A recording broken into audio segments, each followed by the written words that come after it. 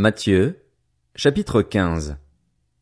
Alors des pharisiens et des spécialistes de la loi vinrent de Jérusalem trouver Jésus et dirent: Pourquoi tes disciples transgressent-ils la tradition des anciens? En effet, ils ne se lavent pas les mains quand ils prennent leur repas. Il leur répondit: Et vous? Pourquoi transgressez-vous le commandement de Dieu au profit de votre tradition? En effet, Dieu a dit: Honore ton père et ta mère, et celui qui maudira son père ou sa mère sera puni de mort.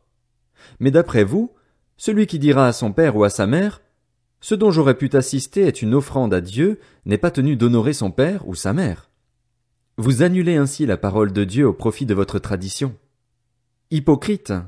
Ésaïe a bien prophétisé sur vous, quand il a dit: Ce peuple prétend s'approcher de moi et m'honore des lèvres, mais son cœur est éloigné de moi.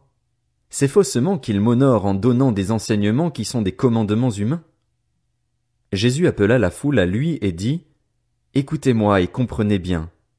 Ce n'est pas ce qui entre dans la bouche qui rend l'homme impur, mais ce qui sort de la bouche. Voilà ce qui rend l'homme impur. Alors ses disciples s'approchèrent et lui dirent: Sais-tu que les pharisiens ont été scandalisés d'entendre ces paroles?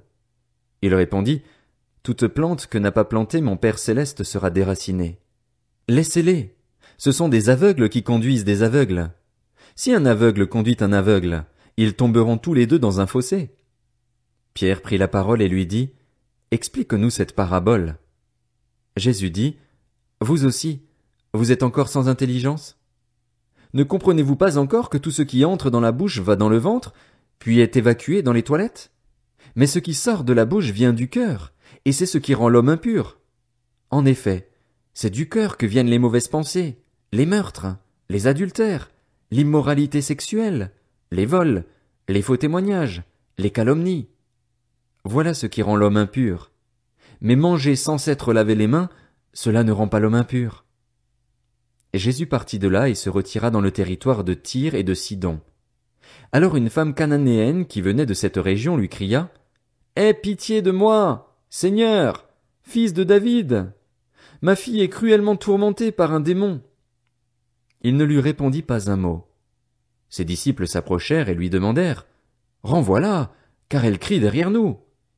Il répondit: Je n'ai été envoyé qu'aux brebis perdues de la communauté d'Israël. Mais elle vint se prosterner devant lui et dit: Seigneur, secours-moi. Il répondit: Il n'est pas bien de prendre le pain des enfants et de le jeter aux petits chiens. Oui, Seigneur, dit-elle, mais les petits chiens mangent les miettes qui tombent de la table de leur maître.